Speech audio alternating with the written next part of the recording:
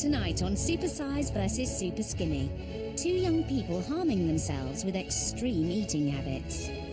Oh, God, that is so disgusting. All the leftovers put Exactly. together. What's wrong with that? One, a model of self-destructive undereating. I think gym modelling has kind of made me conscious about my image, and it has probably made me more conscious about kind of what I eat. The other, a 28-stone, 27-year-old. Have relationships gone into the designs? What relationships? Both are in desperate need of a dietary wake-up call Oh my God. and to break their emotional ties with food. It's going to be a hell of a long week. Plus, Anna and the Flab Fighters show how you can have your cake and eat it. Row woman, I want some Victoria sponge cake. And in our quest to help 4 anorexia sufferers on the road to recovery, the girls face up to their negative addictive behaviours. I have not had a sandwich for about 2 years now.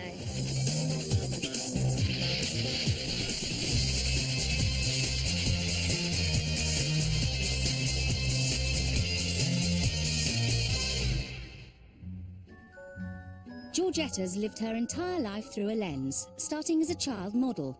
Now 18 years old, her bony body still makes her look more waif than woman. I started modelling ever since I was a baby, really, and I've kind of done it ever since. Okay, that's lovely. That's lovely. I think gym modelling has kind of made me conscious about my image, and it has probably made me more conscious about kind of what I eat. Georgetta's warped idea of a healthy lifestyle is punishing her tiny body. Her daily routine kicks off with a low-cal fruit smoothie, the only fuel for a vigorously demanding dance class. So busy with lots of different types of dances. And she'll often skip lunch. Suddenly it's just 3 o'clock and it's oh God, didn't have lunch. I probably generally do need to eat more. These slim pickings are already taking their toll. Although she's 18, her body is struggling to find the nutrition to take her into healthy womanhood. I do have irregular periods, and also I've noticed that my hair does fall out quite a lot. Georgetta will be spending a week in this feeding clinic, overseen by Dr. Christian Jessen. All right. First thing I want to do with you is your height. She's already undergone a medical to ensure she's up to the challenge. Now Dr. Christian assesses the size of her problem. An average woman of 5 feet 8 inches should weigh around 10 stone. So you are exactly 108 pounds. Which means that Georgetta is over 2 stone underweight. Time for super skinny Georgetta to face up to the reality of what her diet is doing. I've worked out your BMI to be 16.5. I say a normal for you should be between 20 and 25. Gives you some indication of actually how low your body mass is. I'm shocked, actually. I didn't think it'd be that low at all. I didn't think I was that slim, really. What sort of problems do you think you have because of your weight? I do kind of go a few months, without having any periods at all. And it is a sign that your body is suffering. Yeah. It's time to bring the heavyweight into the ring. Nice to meet you. I'm Christian. Nice to meet you, Dr. Jessen. Come along here. Come this way.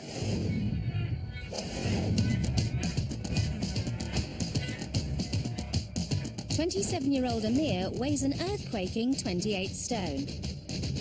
Amir's passion for food has seen him piling on the pounds, and his low self-esteem is stopping him finding love. I haven't even attempted to try and chat for a girl because I don't see the point in it. Being the size I am, you think that, okay, you know what, this girl is whether you're not size 10, she's not going to go for someone who looks like you. These two extreme eaters will now swap diets for 5 days. Hopefully, Georgetta will learn some of Amir's passion for food. And by sizing down to super skinny portions, Amir will tackle his own supersize eating issues. So you are 395 pounds. These two are at extreme opposites of the scale when it comes to bad eating habits, and their bodies tell the tale. Amir's gigantic waistline is over 2.5 times that of Georgetta's. Right, guess what? We don't have a quite long enough tape measure. Unlike Georgetta, Amir's portion sizes are far from childlike. But this 27-year-old man-child still lives at home, and while his family keep feeding his hearty appetite, they're not helping him curb his supersize ways. His portions are, obviously larger than everybody else's. I try to encourage him, don't eat that, don't eat this, but he's 27 now, you can't really tell a guy don't be eating that all the time. Amir also supplements all that home cooking with a generous amount of trips to the takeaway. Thank you very much. The post-takeaway kickabout with his mates is a short-lived, short-of-breath joy. In fact, his body is so compromised, a recent health scare has left Amir seriously considering his future. 6 months ago, I was feeling a pain in my left arm, and also there was a bit of pain in my chest and stuff. He thought it might be a heart attack, so we took him to A&E about 1 a.m. and I did a ton of tests, and they kept him in overnight. We were really worried. This time, Amir got the all clear, but without serious changes to his Supersize eating habits, he may not be so lucky next time. At 27, you shouldn't actually be in A&E with a potential heart attack on the way. I know being at this weight, what can happen if I don't get control of it now. I've done my little calculations and things, Yeah. and what particularly worries me is your waist measurement, 66 inches. Anything above 37 inches in a man is significantly increased risk of all sorts of problems like diabetes and heart disease. Amir's Southern Asian ethnicity means he needs to take even greater care of his health. You are therefore at much greater risk. Due to a high-fat diet and genetic variations, Southern Asians are 6 times more likely than white members of the UK population to develop diabetes. They're also a staggering 50% more at risk of dying from heart disease than the white European population. Dr. Jessen is also concerned with other matters of the heart. How have relationships gone then to do with your size? What relationships? Like, in what respect? Have you had relationships? No. None at all? No. Do you avoid sort of talking to women or asking them out? You do? Yeah. Golly, that's terrible. So if we can get you into shape and get you losing weight, you could have your first relationship. Quite possibly, yeah. With a difference of over 20 stone, these two are at opposite ends of the scale. It's time for Supersize to meet Superskinny. Hiya, I'm Amir. I'm Georgie. Nice to meet you. Well, I was surprised at just how big he was. I think it was kind of his stomach. I thought, God, it was really, really huge. Total opposite, definitely. Exactly. Well, I thought her arms were really skinny. So bony. Oh my I gosh. look so big. She seemed like a really bubbly, down-to-earth person, so I don't see us not getting on. Well, I am thinking, oh, what am I going to be eating? You know, how much am I going to be eating? Well, she's about to find out. To show them exactly what they have to stomach, Dr. Jessen's going to demonstrate what a week's worth of each other's food looks like. Now it's time where we really look into where you're going wrong. Georgetta's up first with a week's worth of her minuscule meals. She starts the day with just a sprinkling of cereal, then just one piece of fruit, and when she doesn't skip lunch, one sandwich. What do you think of that, Amir? That's not good. Does that sound like a proper lunch to you? No, not really. Unfortunately for Amir, dinner doesn't get much better. What do you think of all that? I'm surprised at how little it is. Georgetta should be eating 2,000 calories a day, but although she eats energy-rich food like smoothies, she has tiny amounts and often skips meals, leaving her body to fend on 1,400 daily calories, a regular weekly undereat of 2 days' worth of food. Oh dear, I think Amir might be a little bit hungry on this. Probably, don't you? Quite possibly, yeah. Yeah? Let's have a look. Amir, I'm going to start with your breakfast. Let's have a look at the sort of thing you have. Amir's start to the day is more than a little bananas, and rapidly goes downhill from there. Let's move on to lunches. Oh, what's this, Amir? It's doner kebab and chips. Oh, I'm not looking forward to eating that. And the takeaways are soon adding up to a whole heap of unhealthy calories. There's not a single vegetable in there yet. There was a bit of salad with the chicken and chips. No, Amir. Don't you start making excuses for your food. For dinner, it's a home-cooked, family-sized meal for one. Well, I'm really pleased to be able to tell you, Georgette, that that's the end of dinners. Thank God. But that's not the end of eating. There are snacks on top of this lot, believe it or not. The average man needs around 2,500 calories a day, but Amir is munching his way through a colossal 6,000. That's 42,000 a week, which is a gut-busting overeat of almost 10 days' food every single week. I knew I ate, badly, but I didn't know it was that bad. And I am where I am today because of that. So it's time for a change, and that time is now. Right, so now, from this point on, the diet swap begins. Battling an uphill struggle with their weight, these buxom babes from Wales are my flab fighters. Welcome to my flap fighting club. My mission is to help these 7 friends lose their excess baggage. The twist is they can still eat the good stuff, but only if they bank the calories with my flab fighting activity. So far, they've vacuumed off chocolate, hiked to burn off cheese, and last week they were walking the dog to earn their biscuits. So just how much weight have those walkies seen them lose? I've lost a pound. I put on half a pound. I lost 2. Yeah, I lost 3 1/4. I lost half a pound. Lost 2 pounds. I've lost 3 1/4 pounds. This week they ditched a total of 11.5 pounds. Well done, lasses. That's an overall loss so far of 2 stone 11 pounds.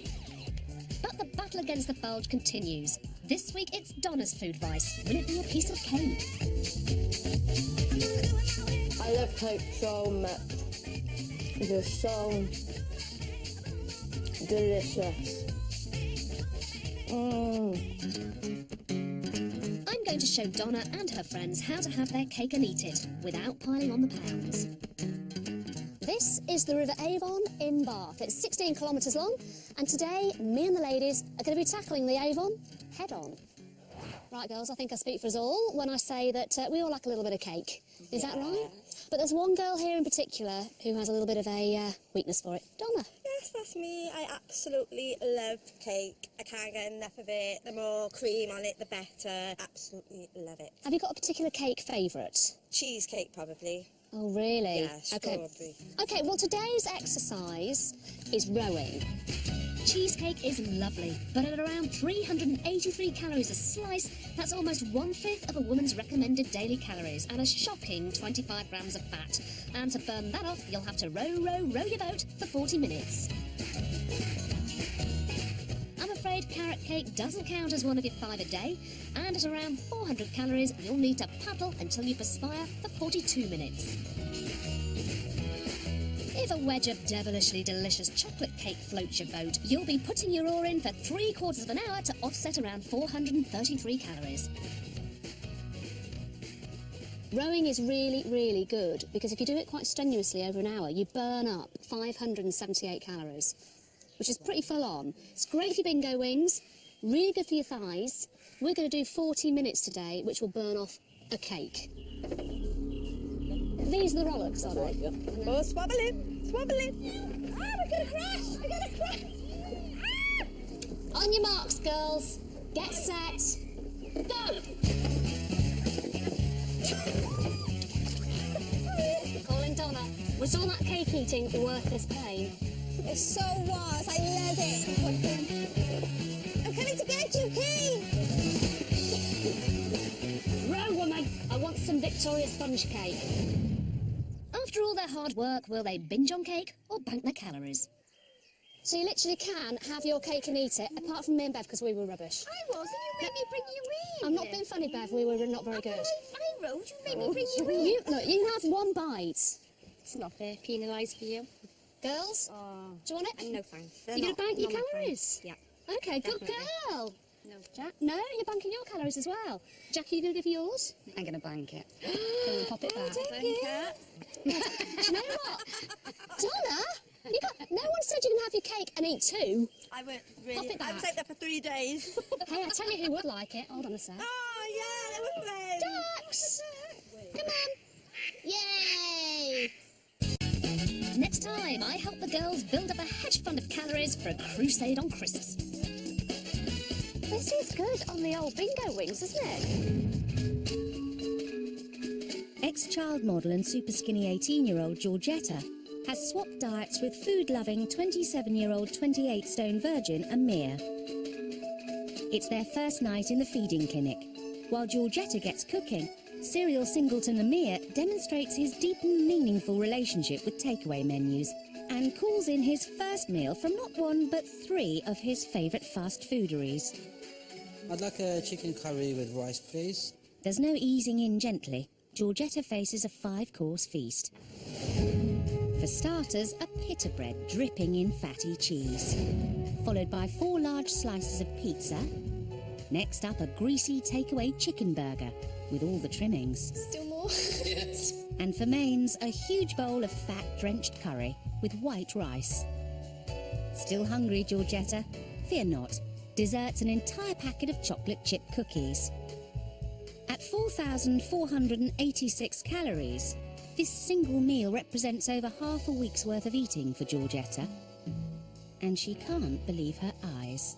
So, you did eat all this in one night then? Yeah, I did that. God, it's just a lot of food.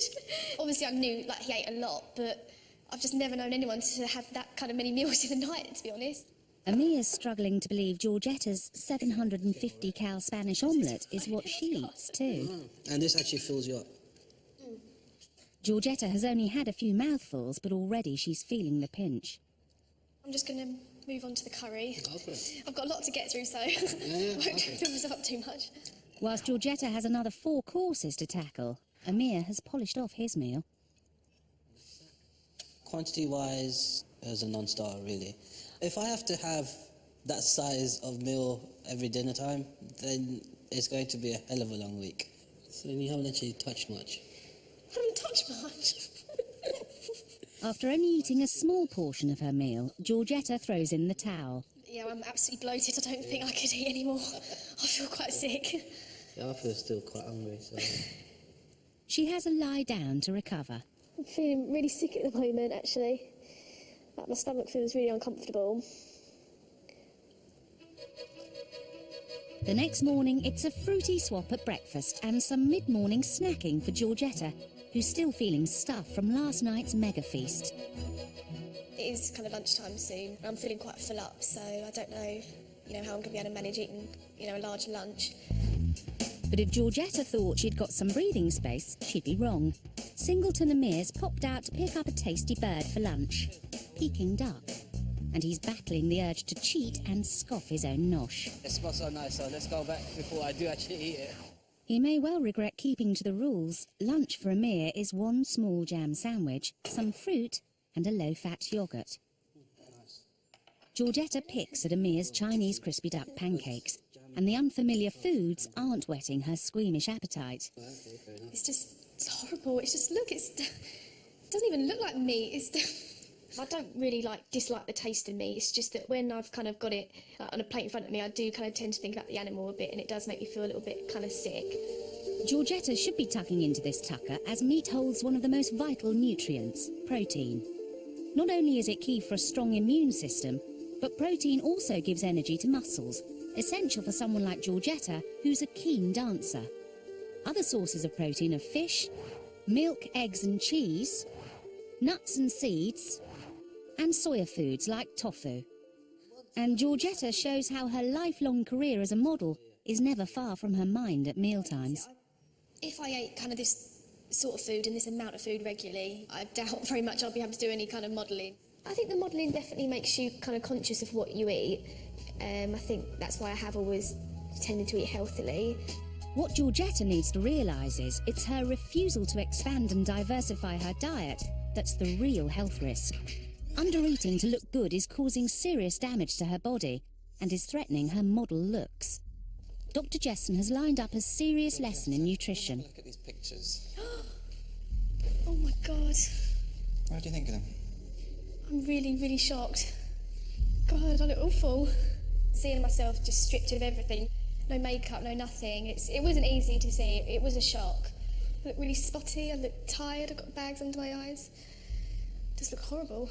Because you're actually missing out on quite a few important things in your diet. Zinc is the #1 thing I want to talk to you about. It's a really important metal in your diet for skin, for spots, for healing.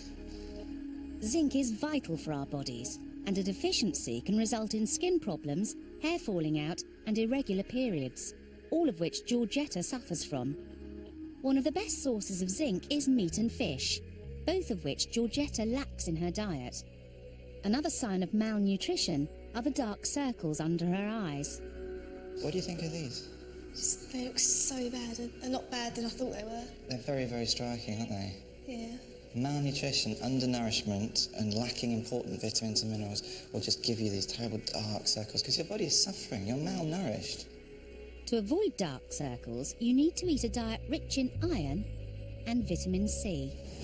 Definitely made me realise that I want to really go for this and change. So even though it seemed horrible at the time, I think it was good to do it, definitely. It's day 3 of the diet swap, and Georgetta faces a morning platter of sweet and savoury pastries, chocolates, half a watermelon and 2 glasses of orange juice. But with Dr. Jesson's warning still fresh in her mind, Georgetta wades in. And on Georgetta's tiny portions, Amir's discovering what real hunger feels like. I would much rather eat what Georgie was eating, I'll tell you that. An important lesson if he's to learn how to use his natural appetite to control his food intake. Well, I'm really, really hungry. But if I get a little bit cranky, I'll apologise in advance. Lunch offers little respite for Amir's unfamiliar hunger pangs. It's 1 banana. A banana? Yeah. Fantastic. Whilst Georgetta faces a food-based horror story of her own. Oh my God, no. A doner kebab. Oh, God, that is so disgusting. How can you eat that? It's really, really nice. Oh, I will actually be sick if I try that. Watching Georgetta pick over one of his favourite foods, and with his hunger raging, Amir is pushed to the edge. I still can't remember how it tastes. And I know I really like that taste, you know what I mean? Especially when it's got the chilli sauce and stuff on it. Junk food addict Amir is going cold turkey, and he's reached an emotional barrier he must break through if he's to say goodbye to the habits of his old diet. I'm feeling quite lethargic, quite tired, sleepy, and also I'm getting to a point of being quite cranky at the minute. With Amir at such a crucial crossroads on the swap, Dr. Christian decides it's time for some motivational intervention. Obesity causes life-threatening conditions like cancer, heart disease and diabetes, and this makes it Britain's #1 killer. But I'm just really concerned that this message is not getting through to Amir. Amir has only had to go without his favourite foods for 3 days. But what would it be like to never have them again? Dr. Christian has someone he wants Amir to meet, who after a lifetime of excessive eating is living this reality. This is Lisa. Lisa, this is Amir. Hello, Hi, please. nice to meet you. Morbidly obese 46-year-old Lisa was unable to curb her eating and now faces life-threatening gastric sleeve surgery. Lisa has struggled to lose 28 pounds to bring her into a safer operating zone. Today she'll find out if she's done enough to get the go-ahead. So your weight today is 151.7 kilograms, which is very, very good. You've done really well to get the weight down. It's the green light Lisa needs for surgery. If Amir wasn't taking his weight seriously, the stark truth of Lisa's operation should provide food for thought. It's still an operation that carries risks. You understand that the chances of dying, is significant, but we also know that the chances of you living longer because of the operation is definitely there. To meeting someone that is in that situation, it kind of brings it home a little bit more. Having major surgery is definitely not an easy, quick fix. After it, Lisa will never be able to eat normally again. I'm frightened because the sleeve is very drastic. If you like your food, it is very, very hard. Yeah. To think you're never going to be able to go to a restaurant, you can't entertain. I just want the best results at the end of the day. With Amir stunned into silence, Lisa advises him to grab this chance to change his diet with both hands. If I had the chance to be in your position, I would like it now. I would, really would. Yeah? Yeah, because, it's so frightening. No, that's why I'm here. And I'm going to implement all this stuff into it and hopefully get rid of this weight. Lovely, I hope you succeed. Thank you very much. Next week, Lisa prepares for her life-saving surgery.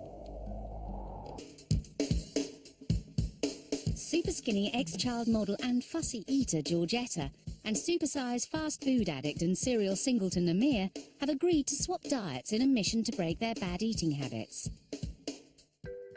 Amir's weight has led to low self-esteem. At 27, he's yet to go on his first date. So with the swap past the halfway point, Georgetta decides to have a heart-to-heart. Do you think it's because of your size that you haven't had a girlfriend? Quite possibly. Because of the size I am, that has an effect on my confidence when it comes to like girls and stuff like that. Oh, that surprises me though. Why? Because you're such a nice person. You're really lovely. It shocks me when you say, you know, you've never had a girlfriend. You'd be a great boyfriend for someone. You have to start believing it. Seriously. No, I'm not joking. You know, if I collected £1 for every person that said that, I'd be a millionaire by now. When I told him that he would make a really great boyfriend, I did mean it. I wasn't just saying it to make him feel better. Fed up with people always saying, "Yo, you're such a nice guy, you're such a nice guy." It gets to a point where you hear it so many times, and you think, so what if I'm a nice guy? With Amir still needing a boost, Georgetta takes him to experience one of her favourite activities, a dance class. We're going to be doing today some salsa dancing and some cha-cha-cha. So let's get going, okay? So from here, we start. I've never danced with a girl before, and that's that, really. And Amir's starting to get into the groove. Beats going on the treadmill or the bike any day of the week, so this may be a newfound passion I have discovered.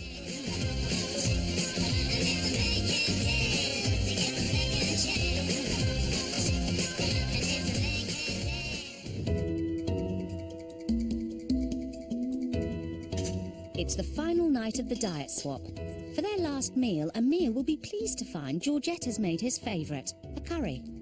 And Georgetta's got another Amir-style multi-meal, spag bowl and fish fingers and chips. At last, fussy eater Georgetta's tucking into unfamiliar foods with a smile. This is probably the first fish that I've actually eaten in about 10 years. Wow. So for me, that's a big thing. It's actually not that bad. Yeah, see? And Amir's less freaked out by Georgetta's scaled-down portions. This actually looks like quite a lot of food. Surprisingly. This is a much healthier option than Amir's usual takeaway curry. Not only are chickpeas virtually fat-free, but they can also lower your cholesterol levels, preventing heart disease. Do you quite like that? It's not bad at all, actually. Really? No. It seems the tide is finally turning for Amir. Surprisingly, the dinner was pretty nice, actually. The taste of it was pretty good. Overall, I think it's been the best dinner so far. And Georgetta has found a healthy appetite at last. Good guy, Georgie. Georgetta and Amir have completed their time in the feeding clinic, and now they have to go it alone. Dr. Christian is giving them a new healthy eating plan to follow for the next 12 weeks. Well, it's the last day today. Are you relieved? It's been a tough week, but it has shown me that I can eat less, so going into this diet plan would be a lot easier than if I was going straight onto it. So you're not going to go back to the same greasy, fatty No. food? No? No. And Jodie, how was it for you? It's made me realise that I can eat more than I thought I could. What do you think of your old diet now?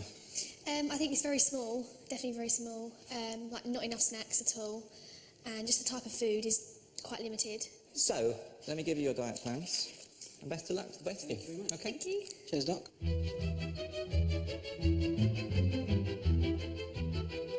I make sure that, when I'm at dancing, I'm rushing around, I definitely make the time for food and make it more of a priority. I've learnt that I can eat less. I need to change my attitudes towards the way I eat and follow on from there, really. I'm like most women in this country in that I worry about my body and the bits that are wobbly and the areas that need toning, but generally we get along okay. But if you're an anorexic sufferer, then all of those concerns are hugely magnified. 4 women who suffer with anorexia have bravely allowed us to follow them in their fight against this illness. Rachel, Rebecca, Fiona and Elaine are 4 ordinary girls who want to live ordinary lives. Under the guidance of Dr. Peter Rowan and dietitian Ursula Philpott, they're following a course of therapy designed to get them to confront and discuss their fears and anxieties. One of the real gains of being anorexic for many of them is the sense of control that it gives them in a world which is otherwise feels very much out of control. 2 weeks in and they're going jean shopping. A simple task for most, but for them it's loaded with worry. Many anorexia sufferers fail to see their body as it really is. This task of trying on a pair of UK size 8 jeans is designed to bring them closer to reality. Here, around my hips, it's so tight, I can feel a bulge that is flesh good and proper. Oh, gosh, I really don't like looking at that. When Rebecca looks at her tiny body, she sees a fat person staring back at her. I can't look at anything and think, oh, I like that about myself, or that's really positive. I can just see this kind of big person. A symptom of anorexia is that some sufferers see themselves as bigger than they actually are. This is called body dysmorphia. Signs are using mirrors to scrutinise their appearance or avoiding mirrors altogether, repeated touching of the area they think is fat, and using hands or posture to hide parts of their body they think look big. There's been times when I felt as though I need to cut it off, just so I can just be not so curvy. It just is completely, to me, unacceptable.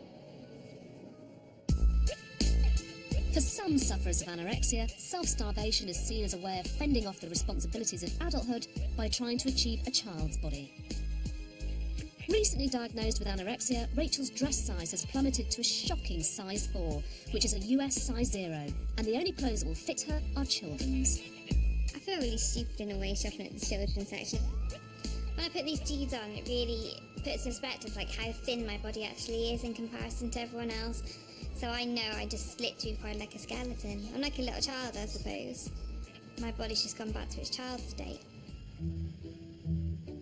Another seemingly simple task that raises extraordinary concerns for these girls is a trip to the supermarket. Thoughts about being greedy or what other people might perceive as, them being greedy for having more than a couple of items in the trolley, they'd find quite difficult. On this visit, the girls are encouraged to talk about their food phobias. I don't actually eat cheese really, it's high in calories and full of fat. Bread is very difficult for me to eat. I haven't eaten bread for a very long time. It's been about 17 years since I've last ate a flake. When I was at my most vulnerable, I did find it very difficult if the shop didn't have what I usually had, and I would sometimes come away with nothing. As is common with anorexia sufferers, even the foods that do make their list must pass strict regulations, and the absence of a familiar item causes distress. That's slightly concerning. The slice of brown bread that I'd normally have isn't here, so now it'd be a case of finding which one of these would be my next best option. So this is good because it tells me what each slice contains, so that's always reassuring. That's 53, so that wouldn't be an option. 120, definitely not an option, that. For Rebecca, food shopping is a numbers game. 1, 2, 3, 4, tell me that you love me. 100 grams of this is 260, that's got 17. I've gone for the skim milk, it's only 75. Rebecca's obsession with calories is so out of control, a trip to the supermarket can take up to 3 hours. It gets tiring now. I just wish that I could walk into a supermarket and just pick anything up, not have to worry about the labels, just things that I'd enjoy. Thanks, bye. Bye-bye. Later, having faced their shopping fears, the girls must confront their controlling eating habits when they are challenged to eat a full-fat cheese sandwich. If I clear my plate now, I'll feel quite guilty about that, and that's when the whole anxiety and punishment will set in. It's been 6 weeks since Georgetta and Amir left the feeding clinic to start their new healthy diet plans. Georgetta has started her first year at university, and her newfound freedom means she's taking more responsibility for her diet.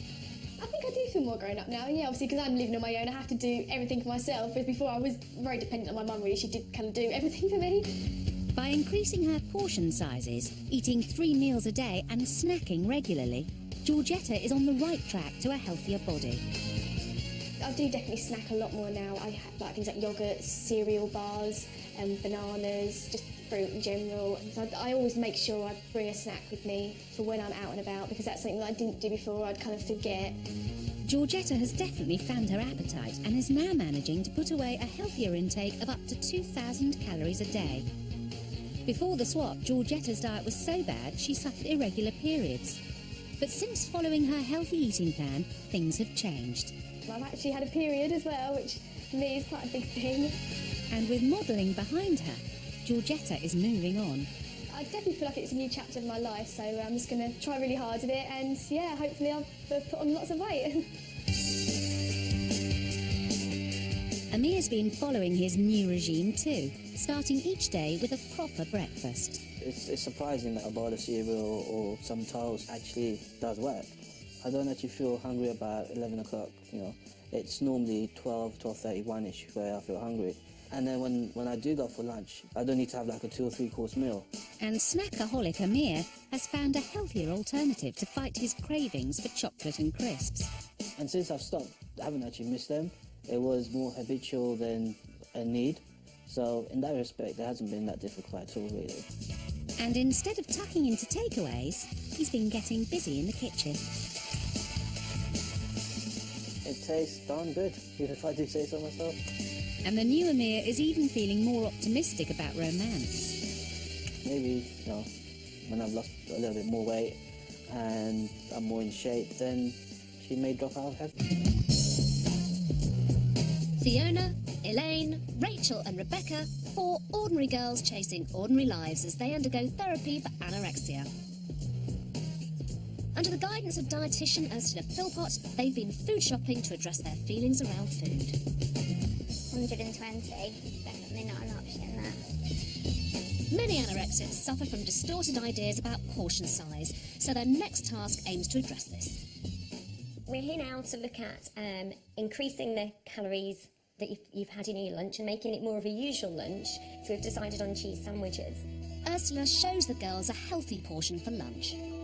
Cover the bread with a reasonably thick slice. When Ursula was showing what the actual portion size is, each time she put on some more cheese, I was like, oh, that has to be the last bit now. Just stop.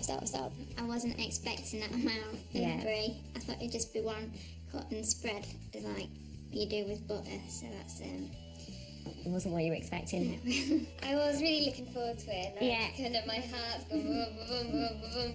I have not had a sandwich for about 2 years now. So eating a big sandwich a day, it's a big challenge.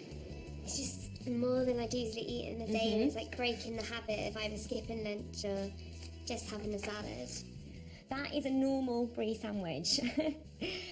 And I know that sometimes when you've got eating disorders, your idea of a normal portion or what a normal filling is gets quite distorted, doesn't it? Yeah. But that is quite normal. The girls now have to make their own cheese sandwich, but still need Ursula's guidance to break old habits. So Fiona, just looking at the end there, yours is actually quite thin at that end. Do you want to just put a little bit more on just down this end, and that's it? Yeah, that looks good, Elaine. Yours is quite thin if you compare it to mine. What's your thoughts? I think I'm trying to flatten it out because to me if it's squashed down it's less. Sandwiches made, but the hardest part is still to come, eating them. And just let me know any thoughts or feelings you've got. Okay, I've noticed that before I ate it I squashed it. Yeah. I don't know why. It is very common for anorexics to have methodical ways of eating a meal. Squashing food down, hiding parts of the meal, cutting it up to small amounts, using a teaspoon to eat with, and breaking small amounts off are all habits they find hard to break. I enjoyed it. It was very nice, actually. They have managed to finish their sandwiches, but Rebecca is still struggling to leave a clean plate. If I clear my plate now, I'll feel quite guilty about that, and that's when the whole anxiety and punishment will set in. I did feel a little bit unhappy with myself and just disappointed that I couldn't manage to eat 3 grapes. Although all the girls still have a long way to go, just finishing a cheese sandwich is a huge step for them on their road to recovery. Today I do feel nicely full after that sandwich, and I presume that's how you're meant to feel after lunch. I haven't had that feeling for quite a while. I just feel content and quite satisfied really, and pleased that I'd managed to eat the cheese sandwich and actually enjoy it. If you've you've been affected by any of the issues raised in this programme, go to channel4.com/health.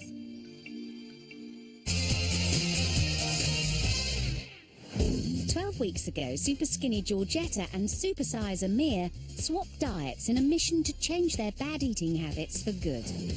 But has it worked? Before their final weigh-in, they're reunited. Oh my god, you look amazing. Wow, yeah, and I can definitely see the difference as well. Seriously? Yeah, definitely. How do you think Georgie's looking as well? She's looking great, to be honest with you. You notice some differences? Yeah, definitely. But only the scales can tell the true story. 12 weeks ago, Superskinny Georgetta was just 7 stone 10 pounds. And whatever it is that you've been doing, has been doing it, because you have gone up. You're now 7 stone 12. So you put on 2 pounds. It's working. Yeah. It's only 3 months down the line. Yeah. So it is all changing for the better, and you're feeling better. Yeah, definitely. Georgetta has also put on some much-needed inches. Her waist is 3 inches bigger. Her thighs have gained 2 inches, and her arms have increased by 1 inch. A total gain of 6 inches. Before, Amir clocked in at 28 stone 3 pounds. Well, you're now 27 stone 1, which means you've lost over a stone. You've lost 1.2 stones. Seriously? Seriously. Now look at your face. So that's not bad, better than you thought. A lot better enough. So despite all those difficulties and the ups and downs, whatever it was that you decided to do, worked. Amir has also lost a staggering 3 inches off his arms, 2 inches off his waist, and 2 inches off his legs, which is a total loss of 7 inches. Listen, I'm really pleased with the both of you, because you've both done little things that actually you haven't found too difficult to achieve, have you? And you are feeling better, and the figures are going the right way, so I'm delighted. Thank you both. A lot of people have commented that I look a lot better. They say that I seem like I've got a lot more energy now. That's definitely given me a lot of confidence, and I just feel happier in myself really now. It's just kind of more of a way of life now, just eating more, make it more of a priority, and you know, obviously it has paid off because I've gotten some weight, so yeah, really pleased. When I found out how much weight I had lost, I was absolutely elated with it. It was fantastic news. I wasn't expecting it. So it's just giving me the motivation to carry on and just go on losing and be a loser. The first time it's good to be a loser. In a year's time, I hope to be 3 stone lighter, first of all. Maybe a woman, I don't know, could be married by then, who knows. We'll see what happens. Stay tuned.